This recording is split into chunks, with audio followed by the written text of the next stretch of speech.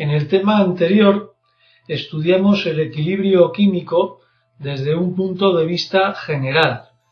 A continuación vamos a iniciar una serie de temas donde vamos a ver el equilibrio químico desde ciertos aspectos peculiares. Y el primer equilibrio químico particular que vamos a estudiar va a ser el equilibrio ácido-base, es decir, el equilibrio químico que se establece entre un ácido y una base.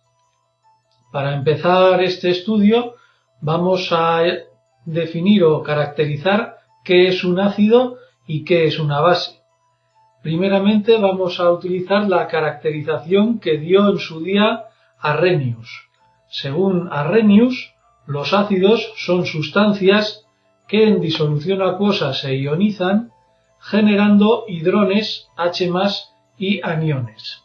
El catión hidrón es este que tenéis aquí, es un átomo de hidrógeno cargado positivamente, es decir, un hidrógeno que ha perdido su único electrón. De tal manera que aquí tenéis el ejemplo de un ácido general, HA, que en disolución acuosa establece un equilibrio químico entre estos hidrones H+ y su correspondiente anión A-. De forma análoga, definimos, según Arrhenius, una base como una sustancia que también en disolución acuosa se va a ionizar, pero en este caso nos va a generar iones hidroxilo y cationes. Los iones hidroxilo son los iones OH que tenéis aquí, de tal manera que, de forma general, tenemos aquí una base que en disolución acuosa nos va a generar siempre en equilibrio químico estos iones hidroxilos OH y sus correspondientes cationes B+. Sin embargo, esta teoría de Arrhenius es demasiado simplista debido a que más adelante se encontró, por ejemplo, con este caso. Partamos del ácido clorhídrico, si lo sometemos a disolución acuosa, efectivamente vemos que se establece un equilibrio químico en el que se generan los iones H+ y el correspondiente anión cloruro. Sin embargo, este mismo ácido clorhídrico, si en lugar de someterlo a una disolución acuosa lo sometemos a una disolución de benceno, se comprobó que esta reacción, es decir, esta generación en equilibrio de iones H+ y cloruros, no se daba. Por lo tanto, Bronsted y Lowry ampliaron o generalizaron más las definiciones de ácidos y bases. De tal manera que Bronsted y Lowry enunciaron la llamada teoría protónica, según la cual afirmaban que un ácido es una sustancia capaz de ceder protones a otra sustancia llamada base, es decir, que ahora la base va a ser también la sustancia que va a ser capaz de captar los protones cedidos por el ácido. Esta definición es mucho más genérica que la definición de Arrhenius, puesto que aquí no tenemos en cuenta el disolvente donde se lleva a cabo el equilibrio químico. Vemos, por tanto, que la naturaleza ácida o básica de una determinada sustancia puede variar, y de hecho vemos en este caso que efectivamente varía, en función del disolvente que estemos utilizando. Sin embargo, todos estos equilibrios químicos, equilibrios ácido-base, el disolvente universal que siempre vamos a utilizar va a ser el agua. Por lo tanto, vamos a obviar el agua y vamos a dar por buenas tanto las definiciones de Bronsted-Lowry como la definición de Arrhenius que habíamos visto anteriormente. Fijaros a continuación en este equilibrio químico. Tenemos esta especie, ácido clorhídrico, que vamos a combinarla con amoníaco de tal manera que se va a generar un equilibrio químico entre estas especies iniciales y estas otras especies que nos van a surgir en ese equilibrio, es decir, el ion cloruro y el ion amonio. Vamos a fijarnos qué es lo que ocurre con el ácido clorhídrico y con el amoníaco. El ácido clorhídrico vemos que lo que hace es coger este protón que tiene aquí y cedérselo al amoníaco, de tal manera que el ácido clorhídrico queda como ion cloruro, puesto que ha perdido su protón, y este protón lo acepta el amoníaco quedando como ion amonio positivo. De tal manera que según este equilibrio, este ácido clorhídrico efectivamente es un ácido, según Arrhenius, y por su parte el amoníaco es también una base, puesto que el ácido clorhídrico es quien cede el protón y el amoníaco es quien acepta el protón. Sin embargo, no olvidemos que esta reacción es un equilibrio químico, es decir, esta reacción puede transcurrir bien hacia la derecha o bien hacia la izquierda. Eso quiere decir que el ion cloruro también puede reaccionar con el ion amonio para generar el ácido clorhídrico y el amoníaco. Vamos a ver qué es lo que ocurre o cómo se comportan estas otras dos especies, el cloruro y el amonio. Vamos a empezar por el amonio. Vemos que el amonio, para pasar de aquí, de amonio a amoníaco, lo que hace es coger uno de sus protones y cedérselo al cloruro, de tal manera que el cloruro queda como ácido clorhídrico y el amonio queda como amoníaco.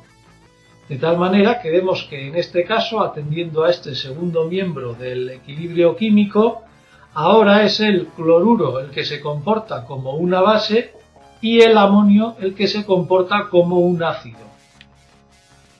De tal manera que se nos forman los llamados pares ácido-base conjugados. Efectivamente, vemos que el ácido clorhídrico en principio es un ácido, pero tiene su base conjugada correspondiente, que es el ion cloruro, mientras que el amoníaco veíamos que efectivamente se comportaba como una base y su ácido conjugado es precisamente el ion amonio, es decir, ácido clorhídrico, ácido, cloruro, base, amoníaco, base, amonio, ácido. Es decir, estas especies son dos pares ácido-bases que se denominan conjugados.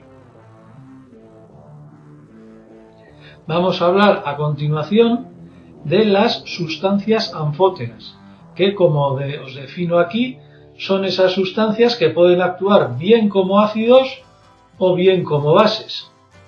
Vamos a tomar como primer ejemplo este equilibrio químico. Fijaros que el ácido clorhídrico se combina con el agua para formar el ion hidronio y el ion cloruro. Aquí vemos cómo efectivamente el ácido clorhídrico vuelve a comportarse como un ácido, puesto que cede su protón al agua para convertirla en ion hidronio, de tal manera que el ácido clorhídrico es el ácido y el agua es la base.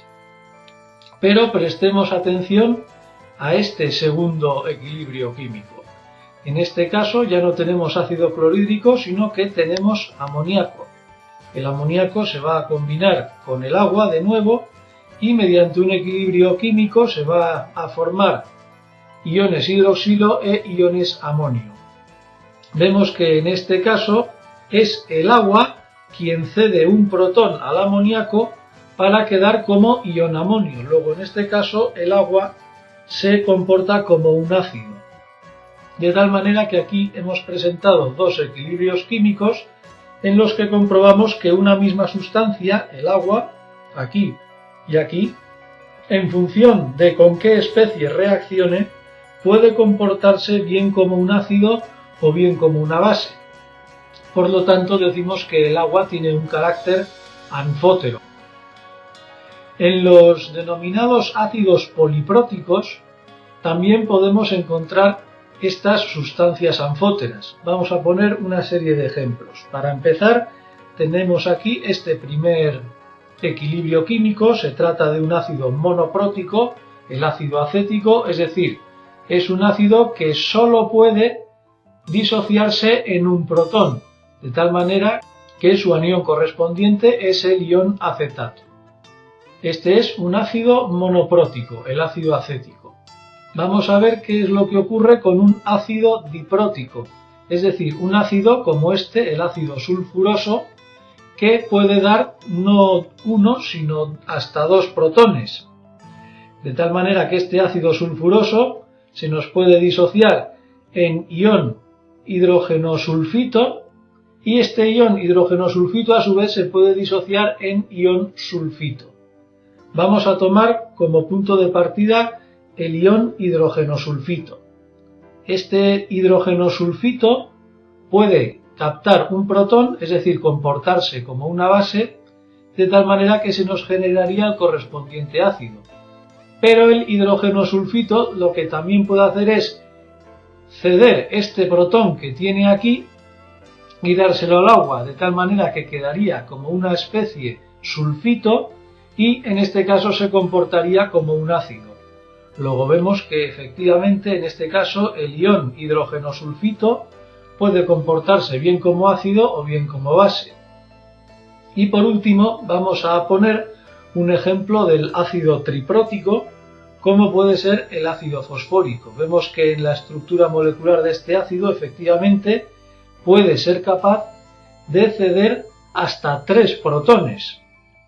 De tal manera que cediendo primero uno se nos formaría el ion dihidrógeno fosfato, si cede 2 se nos formaría el ion hidrógeno fosfato y si cede sus 3 protones se nos formaría finalmente el ion fosfato. En este caso, de una forma análoga con lo que pasaba con el ácido sulfuroso, estas dos especies, el dihidrógeno fosfato y el hidrógeno fosfato, también son sustancias anfóteras, puesto que en función de que si capten o cedan protones, se van a comportar como ácidos o como bases. Luego, las especies intermedias que tenemos en los llamados ácidos polipróticos pueden ser perfectamente sustancias anfóteras. A continuación vamos a hablar de la fuerza de los ácidos y las bases, es decir, si los ácidos o las bases son fuertes o débiles. De tal manera que, para empezar por los ácidos, decimos que un ácido es fuerte cuando su tendencia a donar protones sea alta. Vamos a considerar este equilibrio de aquí, un ácido general, HA, mediante su equilibrio químico puede generar protones y el correspondiente anión. Este equilibrio químico viene gobernado por una constante de equilibrio que en este caso, puesto que hablamos de un ácido, vamos a denominarla constante de acidez, es decir, K sub A. Y si recordáis el tema anterior de equilibrio químico, esta constante tiene la siguiente expresión: concentración de productos entre concentración de reactivos. Para simplificar, vamos a suponer que todos los coeficientes estequiométricos de este equilibrio químico son unos. Por lo tanto, este es el valor de K sub A. ¿Qué ocurre si este ácido es fuerte? Si este ácido HA es fuerte, quiere decir que en disolución acuosa se va a disociar en gran medida en iones H+ y A-. Es decir, que las concentraciones en el equilibrio de estos productos van a ser altas y la concentración del ácido en equilibrio va a ser baja, si atendemos a la expresión de K sub A, puesto que si este numerador va a ser grande y este denominador va a ser pequeño, deducimos que la constante K sub A va a ser grande. Por lo tanto, cuanto mayor sea la constante de acidez de un ácido, más fuerte va a ser este ácido. ¿Qué ocurre en el caso contrario? Es decir, cuando el ácido es débil. Si este ácido HA es débil, quiere decir que en disolución acuosa las concentraciones en equilibrio de estos iones van a ser muy bajas, puesto que el ácido va a generar pocos protones. Luego, las concentraciones en equilibrio de estos productos van a ser bajas y la concentración de ácido en equilibrio va a ser alta. Es decir, que en la constante de acidez este numerador va a ser pequeño y el denominador va a ser alto. Por lo tanto, la K sub A va a ser baja. Por tanto, si la K sub A de un ácido es baja, la fuerza de este ácido va a ser muy pequeña. Luego decimos que ese ácido es débil. Todo esto para los ácidos. En cuanto a las bases, pues tenemos una situación idéntica. Vamos a suponer esta base general, BOH, que en equilibrio se va a disociar en mayor o en menor medida en iones OH y cationes B+. Se define de una forma análoga al ácido fuerte que una base es fuerte cuando su tendencia a aceptar protones sea alta, o lo que es lo mismo, su tendencia a formar iones hidroxilo sea alta. Si atendemos a la expresión matemática de este equilibrio químico, vamos a denominar K sub B como constante de basicidad, puesto que estamos estudiando la disociación de una base. Y esta constante de basicidad, como en cualquier equilibrio químico, va a tener esta expresión: las concentraciones de los productos entre las concentraciones de los reactivos.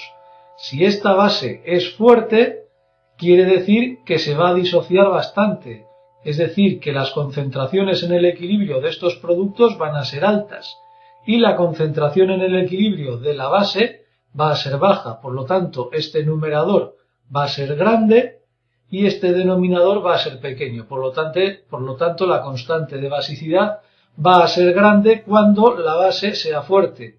Y viceversa, si esta base es débil, esta disociación se va a dar en muy poca medida. Luego las concentraciones en equilibrio de estos productos van a ser bajas y la concentración de base en equilibrio va a ser alta.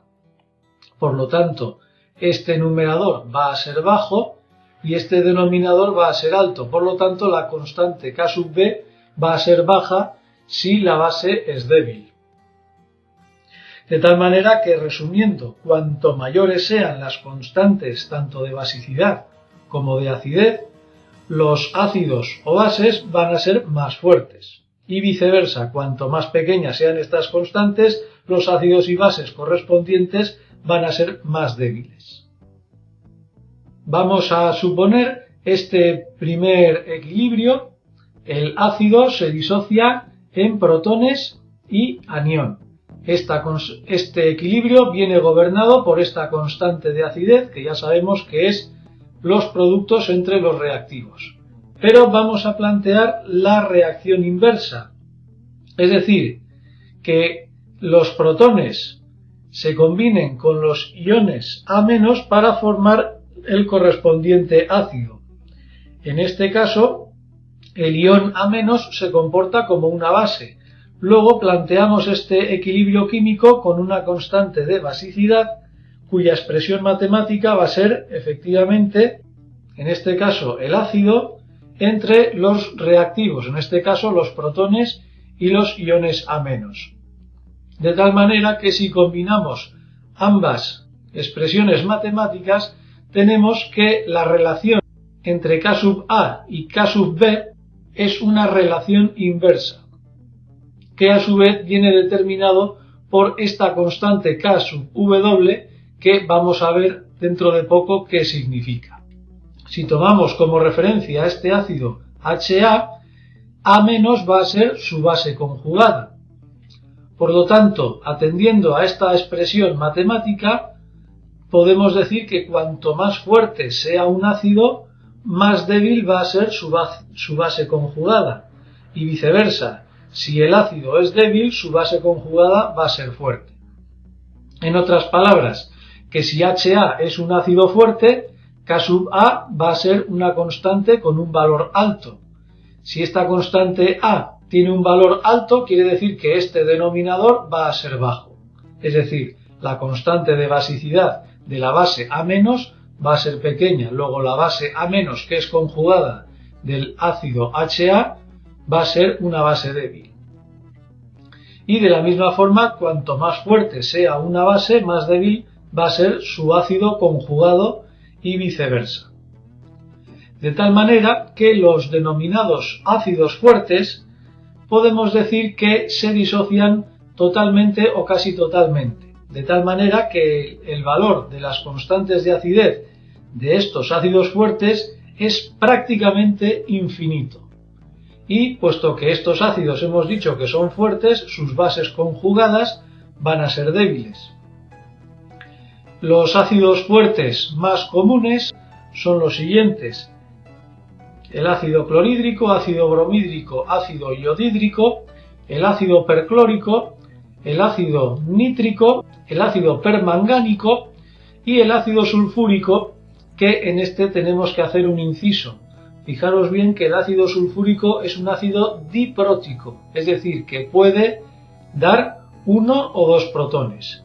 Pues bien, el ácido sulfúrico solo es un ácido fuerte en su primera disociación, es decir, cuando pasa de ácido sulfúrico a ion hidrógeno sulfato. Sin embargo, el paso del ion hidrógeno sulfato a ion sulfato ya no es un ácido fuerte, sería un ácido débil. De la misma forma, vamos a presentar cuáles son las bases fuertes. Las bases fuertes, puesto que son fuertes, también se disocian totalmente, luego eso quiere decir que sus constantes de basicidad van a ser prácticamente infinito. Y puesto que estas bases son fuertes, sus ácidos conjugados van a ser débiles. Las bases fuertes básicamente son los hidróxidos metálicos de tipo metal combinados con N grupos OH. Sin embargo, también podemos encontrar más raramente algunas bases fuertes, como son estas dos. A continuación vamos a estudiar el llamado producto iónico del agua, que se representa como K sub W, que ya nos ha salido anteriormente cuando relacionábamos las constantes de acidez y de basicidad. El producto iónico del agua es otro equilibrio químico de naturaleza ácido-base que establece el agua consigo misma al disociarse una molécula de agua en un protón y en un grupo hidroxilo. Este equilibrio químico está gobernado por una constante de equilibrio que se denomina precisamente K sub W, producto iónico del agua, que no es otra cosa que la constante de equilibrio de este proceso, es decir, la concentración de H+ por la concentración de OH-. La concentración de agua evidentemente se obvia. Y este producto iónico del agua, a una temperatura estándar de 298 Kelvin, como veis, tiene un valor de 10 a la menos 14. Viendo el valor de esta constante W, podemos decir que esta reacción química, este equilibrio químico, está muy desplazado hacia la izquierda, es decir, de una molécula de agua apenas se generan iones H+ u OH-, puesto que esta constante es de tan solo 10 a la menos 14, una constante muy baja. Sin embargo, este valor de 10 a la menos 14 es muy importante, puesto que podemos dilucidar que si tenemos una disolución neutra, la concentración de H+ y la concentración de OH- es exactamente igual en ambas, y en ambos casos resulta 10 a la menos 7 molar. En cambio, si tenemos una disolución ácida, lo que tenemos es una concentración de iones H+ superior a la concentración de iones OH-. Y por contra, si tenemos una disolución básica, la concentración de iones H+ va a ser inferior a la concentración de OH-. Sin embargo, ya tengamos una disolución neutra, ácida o básica, siempre se va a cumplir esta relación del producto iónico del agua. A continuación vamos a definir qué es el llamado pH de una disolución, un concepto que seguramente habréis oído más de una vez. La expresión matemática del pH es extremadamente simple. El pH se define, como tenéis aquí, como el logaritmo negativo de la concentración de protones. De tal manera que, puesto que habíamos dicho antes que en una disolución neutra la concentración de protones era igual a la concentración de OHs e igual a 10 a la menos 7, tenemos que si hacéis el logaritmo negativo de este valor os va a dar directamente 7. Luego consideramos que una disolución neutra tiene un pH de exactamente 7. de una forma análoga a lo que hemos hecho anteriormente, en una disolución ácida, la concentración de estos protones va a ser superior a 10 a la menos 7. Por lo tanto, las disoluciones ácidas nos van a dar pHs inferiores a 7. Mientras que en las disoluciones básicas va a ocurrir justo lo contrario. La concentración de protones va a ser inferior a 10 a la menos 7 molar. Luego, el pH de una disolución básica va a ser siempre superior a 7. De forma análoga al pH también podemos definir el pOH. Es exactamente igual, el pOH es el logaritmo negativo de la concentración de OH- en una disolución acuosa. De tal manera que podemos plantear el mismo caso anterior. En una disolución neutra, recordemos que tanto las concentraciones de H+ como de OH- eran de 10 a la menos 7. Luego el pOH de una disolución neutra va a ser siempre igual a 7, que era igual al pH. Es decir, en una disolución neutra, tanto pH como pOH va a ser siempre 7. En cambio, en una disolución ácida, vamos a tener que las concentraciones de OH van a ser inferiores a 10 a la menos 7, luego el pOH de la disolución ácida va a ser superior a 7. Mientras que, por contra, en la disolución básica, las concentraciones de OH van a ser superiores a 10 a la menos 7 molar. Luego el pOH de una disolución básica va a ser siempre inferior a 7. Volvemos atrás a la expresión del producto iónico del agua, es decir, K sub W va a ser el producto de las concentraciones de H+ y OH- y siempre va a ser de 10 a la menos 14. Si tomamos logaritmos negativos en esta expresión matemática, es decir, el menos logaritmo de H+ y el menos logaritmo de OH- y también el menos logaritmo de 10 a la menos 14, tenemos simplemente la relación entre el pH y el pOH. Vemos que efectivamente en toda disolución la suma del pH y del pOH va a ser siempre de 14. De tal manera que podemos definir aquí una escala de pH o complementariamente de pOH, donde el pH oscile entre 0 y 14 y el pOH oscile entre 14 y 0. De tal manera que si vemos aquí abajo, cuando el pH vale 0, el pOH vale 14. Es decir, que la suma de pH más pOH es 14. En cambio, cuando el pH es 1, el pOH va a ser 13. 13 más 1, 14. Cuando el pH es 2, el pOH baja a 12. 12 más 2, 14. Y así sucesivamente, hasta que, fijaros, llegamos a un punto en que tanto el pH como el pOH van a valer exactamente 7. 7 más 7, 14. En este caso, ya hemos dicho que cuando el pH y el pOH valen 7, tenemos una disolución neutra. Mientras que cuando el pH es inferior a 7 y el pOH es superior a 7, estamos en esta zona de aquí, tenemos una disolución ácida. Y al contrario, cuando tenemos pH superiores a 7 y pOH inferiores a 7, estamos en esta zona de aquí, tenemos disoluciones básicas. En la naturaleza podemos encontrar dos diferentes ejemplos de disoluciones con diferentes valores de pH. Así pues, si empezamos por unos pHs básicos, podemos encontrar disoluciones naturales de pHs, como veis, muy ácidos, entre 1 y 3, por ejemplo, en los jugos gástricos de nuestros estómagos. Valores igual ácidos, pero ya no tanto, lo podemos encontrar, por ejemplo, en el vinagre. El vinagre en su composición química contiene ácido acético y el vinagre tiene aproximadamente un pH comprendido entre 2,4 y 3,4. Ya menos ácido que el vinagre encontramos la cerveza, que vemos que tiene unos pHs entre 4 y 4,5. Si nos vamos al polo opuesto, es decir, a las disoluciones básicas, tenemos por ejemplo aquí la lejía.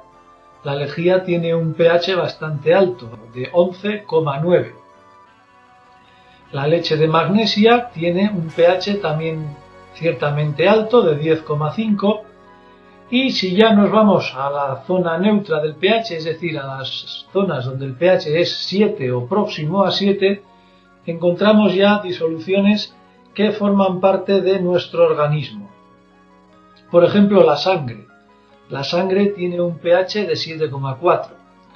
Esto es obvio, puesto que los organismos, para sobrevivir, deben tener unos pHs que sean bastante neutros o se aproximen bastante a la neutralidad. Fijaros que también la leche tiene un pH de 6,4. Es un poco ácido, pero se acerca bastante a lo que es la neutralidad que supondría un pH 7. Fijaros también asimismo en el agua de mar. El agua de mar oscila entre un pH de 7 y 8,3, es ligeramente básico. De tal manera vemos que efectivamente el agua de mar tiene que tener un pH más o menos neutro para facilitar en él toda la vida marina que alberga. A continuación vamos a estudiar cómo dibujar los denominados diagramas ácido-base. Estos diagramas ácido-base son muy útiles y muy importantes, puesto que, como tenéis aquí, son representaciones gráficas donde podemos ver las concentraciones de todas las sustancias que intervienen en un equilibrio ácido-base en función del pH del sistema. De tal manera que en el eje X escribimos la escala del pH, que como ya hemos visto oscila entre 0 y 14. Y en el eje Y vamos a escribir el logaritmo de la concentración. Es decir, que el eje Y no va a ser un eje de escala decimal, sino una escala logarítmica. De tal manera que el eje Y también va a oscilar entre 0 a menos 14. De tal manera que vamos a estudiar los aspectos que adoptan los diferentes diagramas ácido-base en función de la naturaleza de los diferentes ácidos que nos podamos encontrar. Vamos a empezar por el ácido más sencillo de todos, el ácido monoprótico, es decir, un ácido tipo HA, que en equilibrio genera iones H+ y aniones A-. Este equilibrio químico viene gobernado por una constante K∗A, que se define como el producto de H+, A- y dividido entre HA. A continuación, al igual que hemos hecho con el pH y el pOH, vamos a definir el pKa, es decir, si el pH era el logaritmo negativo de H, el pKa va a ser, como tenéis aquí, el logaritmo negativo de Ka. Esto se hace por una razón muy importante que vamos a ver a continuación. Vamos a ver cómo se dibujaría el diagrama ácido-base para este ácido monoprótico del que conocemos su constante de acidez o, lo que es lo mismo, su pKa. En primer lugar, hemos dicho que vamos a representar en el eje X la escala logarítmica de pH, es decir, que va desde 0 hasta 14. Y veis que he resaltado aquí el valor de 7, que es el valor medio de pH, es decir, el valor de pH para una disolución neutra. En el eje Y vamos a representar el logaritmo de la concentración total, que también va a oscilar entre 0 y menos 14. El siguiente paso es el de dibujar las líneas de concentración tanto del H como del OH. Sabemos que el pH es precisamente el menos logaritmo de la concentración de esta especie. Luego, a pH 0, la concentración de H va a ser 1. El logaritmo de 1 es 0. Luego, por otra parte, a pH 14, la concentración de H será 10 a la menos 14. Tomando logaritmos será menos 14. Luego la recta que representa la concentración de H+ va a ser una diagonal que va desde el punto 0, 0 hasta el punto 14 menos 14. Vemos que es una línea diagonal que tiene pendiente negativa menos 1. De tal manera también podemos pintar la recta que representa las concentraciones del hidroxilo OH. De tal manera que si representamos la concentración de OH respecto al pH, vamos a ver que conforme crece el pH, la concentración de OH también crece de una forma lineal. Vemos que la recta que define la concentración de OH es también una recta diagonal, pero en este caso tiene una pendiente positiva de +1.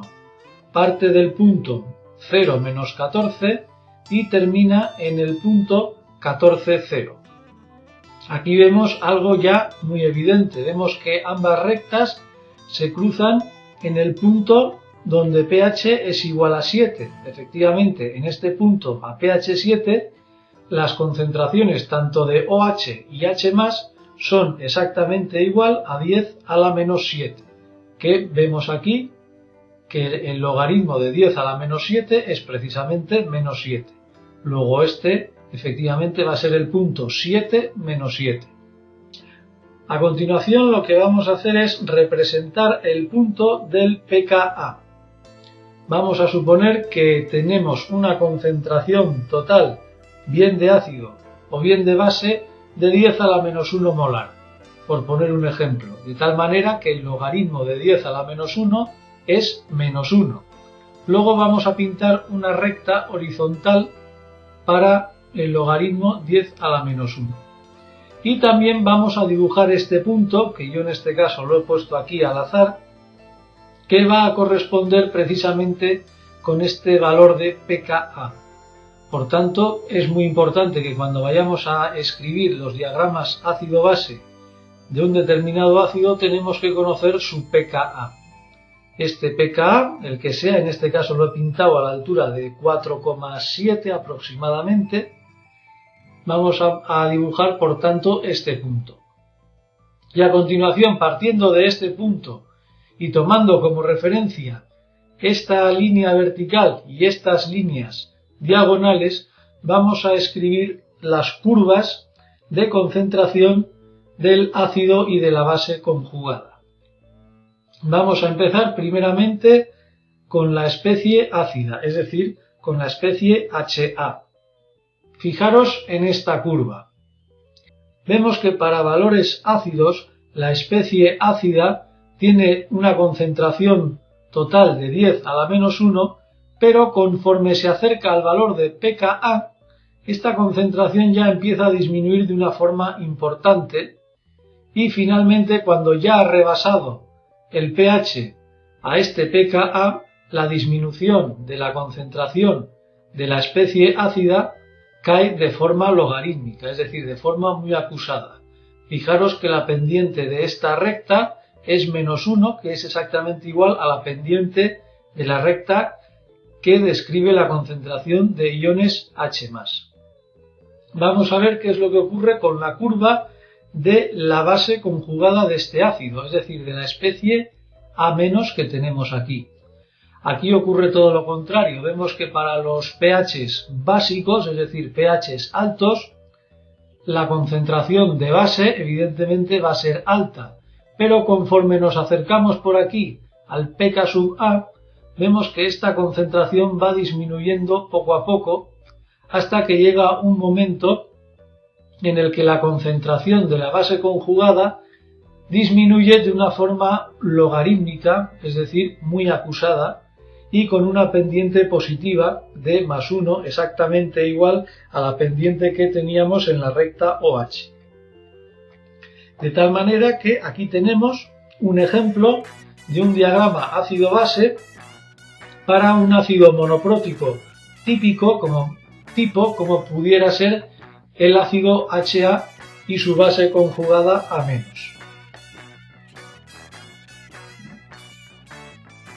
Observando ya este diagrama ya concluido, tenemos que observar algo muy importante. Este punto de aquí. Este punto de aquí, como veis, coincide, como hemos dicho, con el pKa. Es decir, que cuando el pH es igual al pKa, vemos que las curvas del ácido y su base conjugada se cruzan. Es decir, que cuando el pH es igual al pKa del ácido, la concentración del ácido y su base conjugada son exactamente iguales. Y esto se puede comprobar perfectamente en la expresión de la constante de acidez de este equilibrio químico. Si HA y A- son iguales, A- y HA se simplifican y nos queda que K sub A es exactamente igual a la concentración de protones. Luego pK sub A es exactamente igual al pH. Efectivamente, aquí el pK sub A es exactamente igual al pH en este punto y tenemos que efectivamente las concentraciones de ambas especies son iguales. A pHs inferiores a este pK sub A va a predominar evidentemente la especie ácida y a pHs superiores a este pK sub A va a dominar claramente la especie básica. Otro punto importante dentro de este diagrama es que fijaros en la posición de este punto de corte. No está justo en esta línea vertical imaginaria que habíamos dibujado antes, sino que está un poco más abajo. Esto quiere decir que tenéis que recordar que hemos tomado 10 a la menos 1 como la concentración total de ácido como de base. Y como vemos, por ejemplo, a un pH 2, si dibujamos aquí una recta imaginaria 2, tenemos que a pH 2 la concentración del ácido es prácticamente 10 a la menos 1. Y la concentración de base, vendríamos aquí, sería pues de 10 a la menos 3,5, casi 10 a la menos 4 molar. Por lo tanto, en un pH 2 la concentración de la base es despreciable frente a la concentración de ácido. Vamos a ver qué es lo que ocurre a pHs básicos, por ejemplo a pH 12. A pH 12 nos ocurre todo lo contrario, es decir, la especie dominante es la base, vemos que su concentración es 10 a la menos 1, y la concentración de ácido a pH 12 vemos que es bajísima. Está en este punto que si nos vamos al eje de concentraciones, pues es aproximadamente de 10 a la menos 8 molar. Es decir, 10 a la menos 1 molar para la base, 10 a la menos 8 molar para el ácido. Por lo tanto, aquí el ácido es totalmente despreciable frente a la base.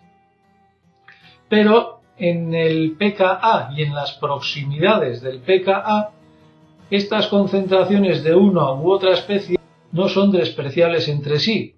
Por eso adoptan estas formas curvas.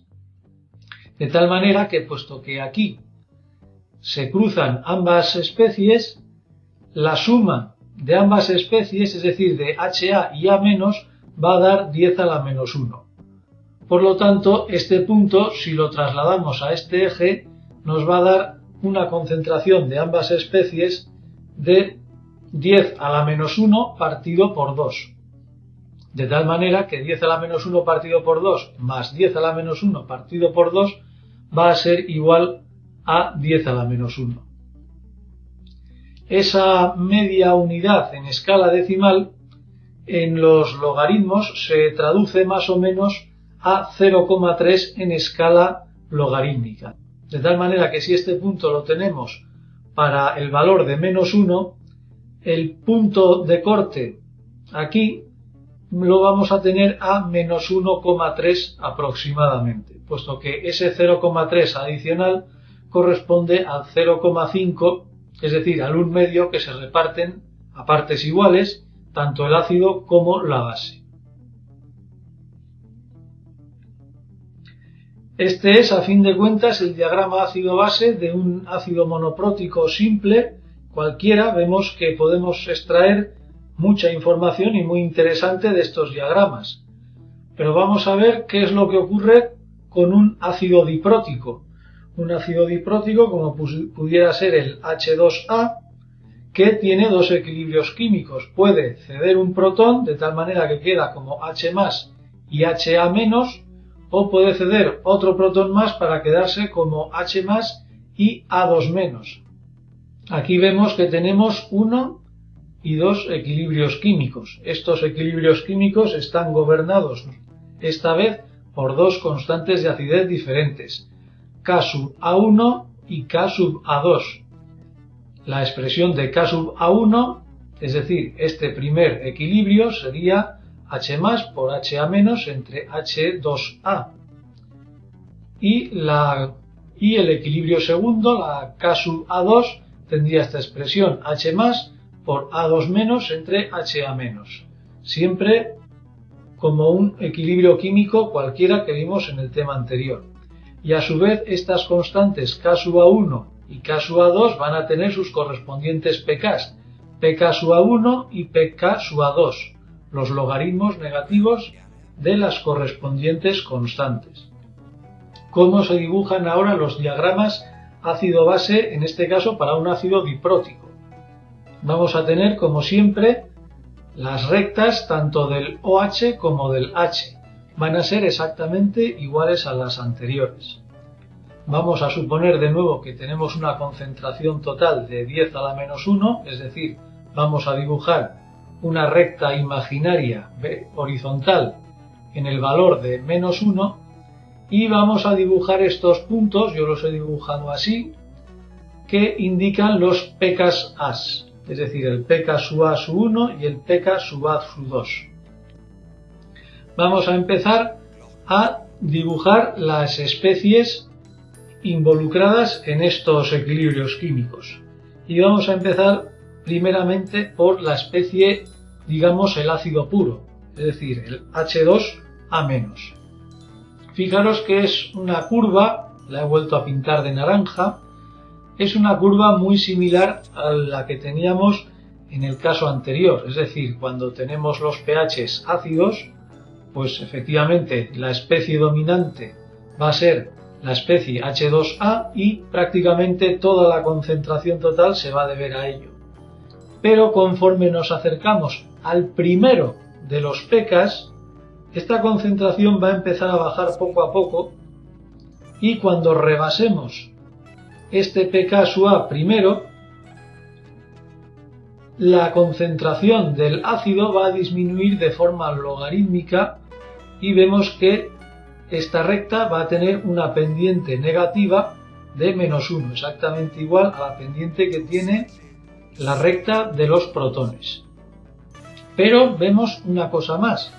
Esta recta, en lugar de seguir bajando con pendiente menos 1, cuando se acerca al segundo pK, es decir, por aquí, vemos que se curva aún más de tal manera que baja con una pendiente todavía más fuerte. Esta pendiente, si hacéis los cálculos matemáticos oportunos, vais a comprobar que es una pendiente de menos 2. Es decir, que primero tenemos la especie ácida dominante. Cuando rebasamos el primer pK, esta recta disminuye con pendiente menos 1 y cuando alcanzamos el segundo pK, esta recta disminuye ya todavía más rápidamente con pendiente menos 2. Vamos a ver a continuación qué es lo que ocurre con la especie Amphotera, es decir, con esta especie que puede actuar tanto como ácido como base. La he pintado de verde tanto aquí como en el diagrama correspondiente. Esta especie va a ser la mayoritaria, como veis aquí, siempre y cuando estemos en unos pHs comprendidos entre ambos pKs, es decir, entre el pK sub A1 y el pK sub A2. Vemos que si nos vamos a valores de pHs inferiores al pK sub 1, pues la concentración del anfótero va a ir bajando hasta que llega un momento en que desciende con una pendiente positiva de 1. Y de forma análoga, si aumentamos el pH hasta superar el valor del pK sub A2, la concentración del anfótero va a disminuir también con una pendiente de menos 1. Aquí vemos que se nos vuelve a formar el punto de equilibrio que se nos formaba también en el caso del ácido monoprótico. Es decir, que la concentración del ácido y en este caso la concentración del anfótero es exactamente igual. Y el punto de corte, el punto de cruce de estas dos curvas está de nuevo 0,3 unidades por debajo del punto del pK sub A, puesto que recordemos que ese 0,3 en unidades decimales corresponde a 0,5. de tal manera que en este punto la concentración total de las sustancias están divididas en partes iguales entre la especie ácida y la especie anfótera. Por último, vamos a ver qué es lo que ocurre con vamos a denominarla la base pura, es decir, la A2-. Vemos que efectivamente la especie básica pura va a ser la dominante cuando tengamos los pHs más altos, es decir, pHs superiores al segundo pK-A. Y vemos que efectivamente cuando nos acercamos al pK-A segundo, la concentración de esta base va a ir disminuyendo poco a poco hasta que disminuye en este tramo, como vemos, con una pendiente de +1. Pero vemos que si seguimos bajando en el pH y llegamos al primero de los pHs, esta curva se va a hacer más pendiente todavía y va a llegar un momento en que esta concentración de A2- va a bajar todavía más fuertemente, concretamente con una pendiente de +2. Al igual que la pendiente -2 que teníamos aquí, aquí tenemos una pendiente +2. Vemos que aquí nuevamente se nos ha formado un punto de equilibrio, es decir, un punto de equilibrio donde la concentración total de sustancia está repartida a partes iguales entre el anfótero y la base. Y este punto de corte está justo por debajo del pK-A segundo y esta pequeña diferencia es exactamente de 0,3 en unidades logarítmicas. Nuevamente, en este diagrama ácido-base podemos encontrar información muy exacta de las concentraciones de cualquier sustancia para cualquier valor de pH. Así pues, vemos que, por ejemplo, para un pH neutro de 7, pues las concentraciones tanto del ácido como de la base son prácticamente iguales, si no son iguales. Aquí estaría el punto de corte donde ambas concentraciones se igualarían. Sin embargo, vemos que estas concentraciones serían del orden de 10⁻⁴, muy pequeñas, son totalmente despreciables frente a la concentración del anfótero que tendríamos aquí, que sería de 10⁻⁻⁴. En cambio, a pHs ácidos vemos que efectivamente la especie ácida es la dominante, después vendría, aunque ya a mucha distancia, el anfótero, y ya a muchísima más distancia, es decir, a concentraciones del orden de 10⁻⁻10, 10⁻⁻11, vendría la base. Y al contrario, si el pH es muy alto, es decir, si el pH es muy básico, la especie dominante va a ser la base. Le seguiría ya de forma despreciable el anfótero y ya habría que bajar hasta aquí, es decir, hasta 10⁻⁻12, 10 hasta la -14 molar, para encontrar el ácido. Y por último vamos a ver qué es lo que ocurre con un ácido triprótico, es decir, un ácido triprótico que puede ceder no 1 ni 2, sino 3 protones, como tenemos aquí, por ejemplo, el H3A. Este H3A, si cede un protón, forma un anfótero H2A-, si cede un protón más, forma otro anfótero HA2-, y si cede ya sus 3 protones, formaría el anión base A3-. Vemos que aquí tenemos 1, 2 y 3 equilibrios que están a su vez gobernados por KSUA1, KSUA2 y KSUA3, con sus correspondientes expresiones matemáticas, y esos KSUA1, KSUA2 y KSUA3 tienen también sus correspondientes pKs, que son los logaritmos negativos de esas constantes.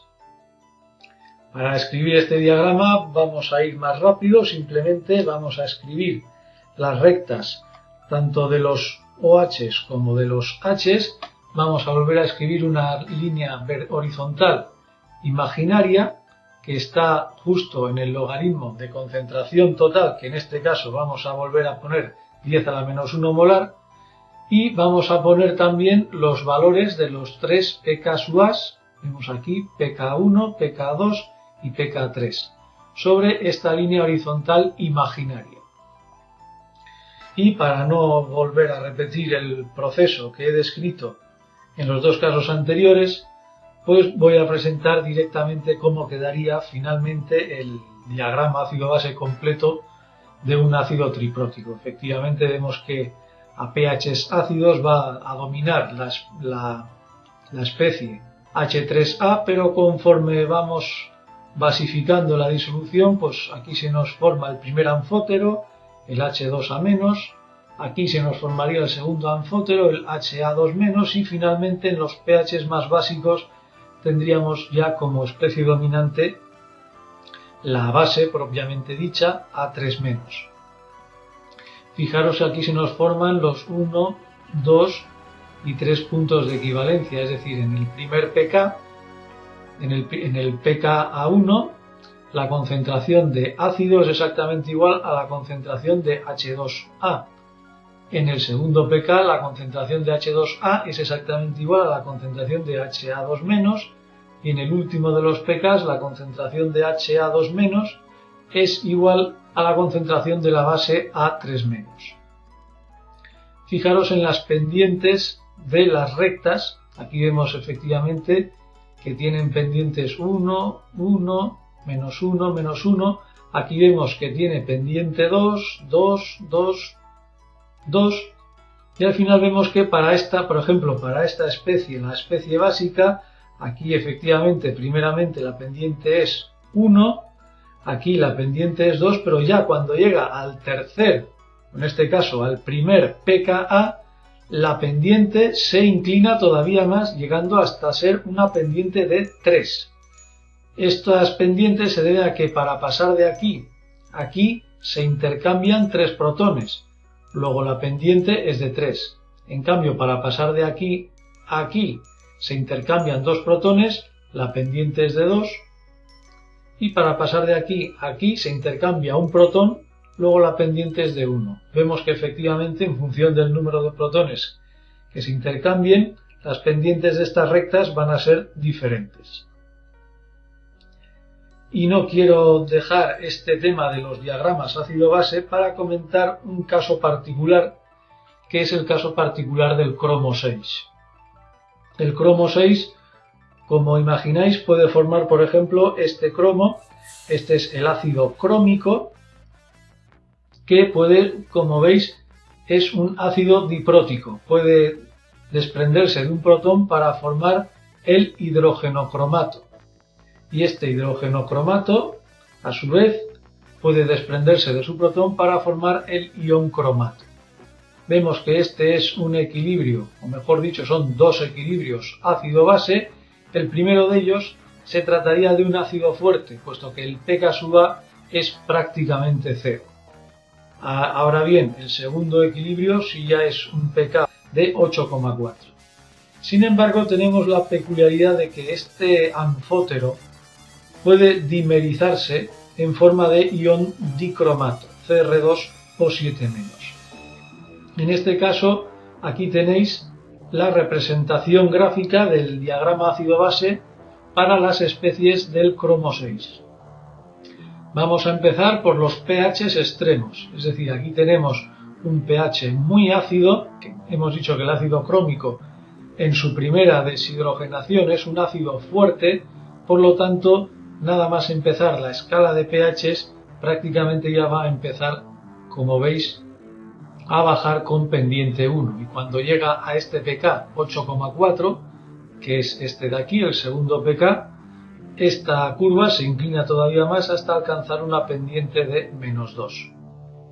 Y en el otro extremo, es decir, en los pHs básicos, vemos que domina claramente la especie cromato, el Cr4 2-. Vemos que cuando se aproxima al pK disminuye su concentración con una pendiente de -1. Pero ¿qué es lo que ocurre para estos pHs intermedios? Vemos que tenemos dos especies, el hidrogenocromato y el dicromato. Efectivamente, aquí tenemos un equilibrio químico que ya no es un equilibrio ácido-base, y es un equilibrio químico entre el dicromato y el hidrogenocromato. De tal manera que tenemos aquí el hidrogenocromato y el dicromato.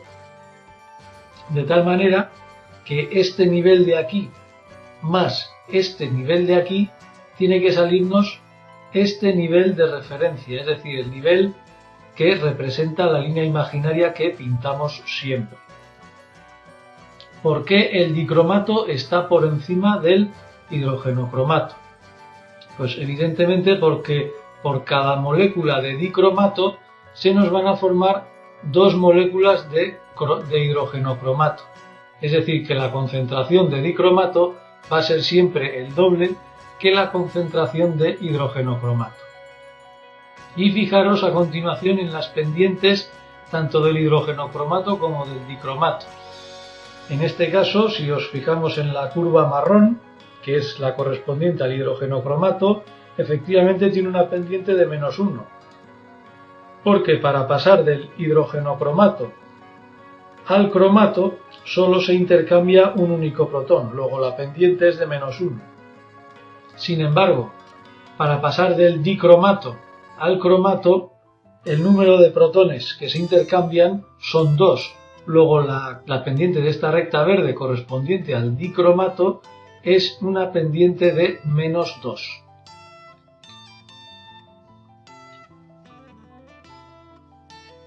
Para terminar con el tema de las representaciones de los diagramas ácido-base, yo os recomiendo que os hagáis con papel milimetrado para representar estos diagramas. Yo he pintado estos diferentes diagramas utilizando el paintbrush, es decir, de una forma pues totalmente aproximada. Pero para escribir bien, para representar correctamente estos diagramas, tenéis que utilizar papel milimetrado, que es este papel que tenéis aquí. Es un papel muy útil para estas representaciones y otras representaciones más que veremos más adelante, porque como veis este papel milimetrado está dividido en cuadritos de 5 en 5. Por lo tanto, aquí podéis hacer diferentes escalas y representar de una forma muy precisa diferentes representaciones gráficas. Una vez hemos estudiado ya todo lo referente a las representaciones de los diagramas ácidos-bases, vamos a hablar de las disoluciones tampón, que veremos que tienen gran importancia en química. ¿Qué es una disolución tampón? Las disoluciones tampón son capaces de mantener el pH casi constante al añadirles cantidades relativamente pequeñas de ácido o base. Es decir, que si nosotros tenemos una disolución tampón, esta disolución tampón tendrá un pH inicial de tanto. Si nosotros añadimos unas ciertas cantidades de ácido o base, pues el pH de esta disolución tampón apenas va a variar. Eso es lo que caracteriza una disolución tampón. En algunos libros vais a encontrar también las denominaciones de disoluciones reguladoras o también disoluciones amortiguadoras. Las disoluciones tampón tienen una gran importancia en el campo de la bioquímica. Los organismos vivos, entre los que estamos nosotros, en nuestro interior se realizan una serie de reacciones químicas que tienen que llevarse a cabo a unos pHs muy específicos y que no deben variar apenas nada. Hemos visto antes que la sangre tenía un pH muy próximo a 7. Sin embargo, una variación del pH de la sangre de tan solo media unidad de pH podría suponer la muerte repentina. Por otra parte, también el citoplasma de nuestras células debe tener también un pH muy próximo a 7 y no debe desviarse mucho de ese valor. El citoplasma de nuestras células o de las células de todos los organismos son también en general disoluciones tampón, disoluciones que mantienen un valor de pH muy poco variable. ¿Cómo se preparan o qué características tienen estas disoluciones tampón? Pues las disoluciones tampón se caracterizan por tener altas concentraciones de ácido débil y base conjugada, o bien de base débil y ácido conjugado. De tal manera que el pH de estas disoluciones tampón va a ser aproximadamente iguales al pKa del ácido o base correspondientes. ¿Cómo se preparan unas disoluciones tampón? Pues utilizando lo que se denomina el efecto del ion común. Imaginad que aquí tenemos un Erlenmeyer donde vamos a preparar nuestra disolución tampón.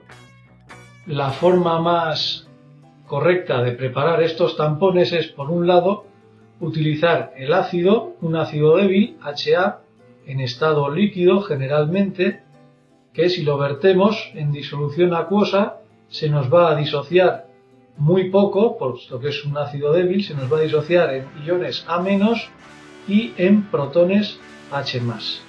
Y por otra parte añadimos la correspondiente sal de su base conjugada, por ejemplo, una sal formada por un catión metálico y un anión A en estado sólido. Lo añadimos con un embudo de decantación y esta sal, que va a ser totalmente soluble en agua, se nos va a disociar totalmente en este catión metálico y en este anión A-, que coincide ser la base conjugada de este ácido. De esta forma tendremos nuestra disolución tampón. Vamos a ver qué es lo que ocurre con el ácido. El ácido HA, que hemos dicho que está en estado líquido, este de aquí, va a estar caracterizado por un equilibrio químico ácido-base que lo que va a provocar es su disociación en H+ y A-. Pero hemos dicho que este ácido va a ser un ácido débil, por lo tanto su constante de acidez, que va a tener esta expresión, va a tener un valor pequeño. Por otra parte, hemos dicho que la sal del átomo metálico más el grupo A en estado sólido va a ser una sal que en disolución acuosa se va a disociar totalmente. Fijaros que aquí he puesto la flecha directa, puesto que aquí no tenemos ningún equilibrio. Esta sal se va a disolver totalmente en el agua, de tal forma que nos va a generar los cationes metálicos correspondientes y los aniones A-, que son exactamente la base conjugada de este ácido débil. De tal manera que en el Erlenmeyer la concentración que vamos a tener de base conjugada se va a deber práctica y exclusivamente a la cantidad de sal que añadamos aquí en el embudo de decantación.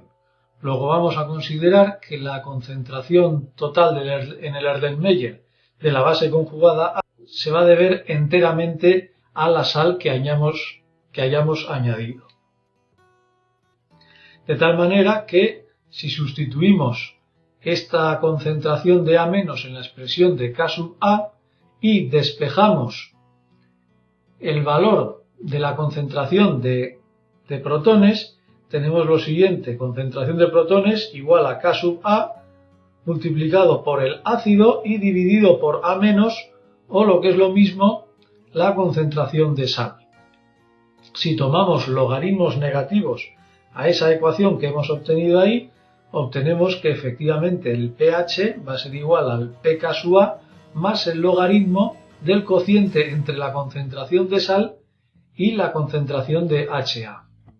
Fijaros que en función de cómo sea esta relación entre la cantidad de sal y la cantidad de ácido, el pH va a variar algo respecto al pKa.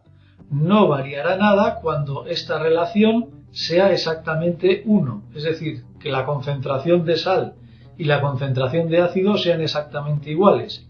Si ambos términos son iguales, este cociente es 1, el logaritmo de 1 es 0 y nos quedaría que el pH es exactamente igual al pKa. En la preparación de disoluciones tampón lo que se procura precisamente es esto, que el pH de la disolución tampón sea exactamente igual o lo más cerca posible al pKa del ácido en cuestión. De tal manera que las disoluciones tampón se caracterizan por una capacidad tampón que se representa por la letra griega beta, y esta capacidad es la capacidad de una disolución de amortiguar los cambios de pH causados por añadir ácido o bases fuertes. La expresión matemática de esta beta es la siguiente: beta partido de este factor es igual a la concentración de H más la concentración de OH más el sumatorio de n sub i al cuadrado. Este n es el número de protones que se intercambian entre la especie ácida y básica, multiplicado por los pares conjugados ácidos y bases divididos entre la concentración total. Esta expresión la vamos a ver mucho mejor cómo se trabaja, por ejemplo, con un ácido diprótico. El sistema de un ácido diprótico, como ya sabemos, es este en general H2A, el anfótero HA- y la base A2-. De tal manera que la capacidad tampón de una disolución en la que utilicemos este ácido diprótico será beta partido por este factor igual a concentración de H más concentración OH y ahora más. Tenemos que tener en cuenta este equilibrio, el H2A, HA-, puesto que aquí se intercambia un único protón, tenemos 1 al cuadrado por la concentración de H2A, concentración de HA- partido de la concentración total. Seguimos. A continuación tenemos en cuenta este otro equilibrio, es decir, el equilibrio que se establece entre HA- y A2-. Puesto que aquí volvemos a tener únicamente un protón en juego, sumamos 1 al cuadrado y HA- por A2- partido de la concentración total. Y finalmente tenemos que tener en cuenta el equilibrio que se establece entre el H2A y el A2-. En este caso, entre el H2A y el A2- tenemos dos protones en juego, luego 2 al cuadrado y multiplicado por concentraciones de H2A, A2- y dividido entre concentración total. Volviendo al diagrama ácido-base de un ácido diprótico, como este que hemos representado, podemos representar también gráficamente el valor de esta beta, o mejor dicho, el valor de beta partido del factor 2,303. Y tenemos lo siguiente, la representación gráfica de esta capacidad tampón viene dada por esta línea gruesa que, como veis, está superpuesta en el diagrama ácido-base del ácido diprótico H2A. Vemos que esta capacidad tampón se hace máxima en los extremos del pH y en los puntos que coinciden con los pK del ácido, mientras que la capacidad tampón se hace mínima en estos otros cruces. Y hasta aquí todo lo referido al tema del equilibrio ácido-base. En la entrada correspondiente a este vídeo vais a encontrar una serie de problemas numéricos para resolver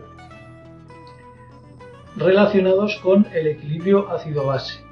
Voy a poner varios tipos de situaciones para que podáis hacer frente a cualquier problema que os pongan relacionados con el equilibrio ácido-base. Muchas gracias.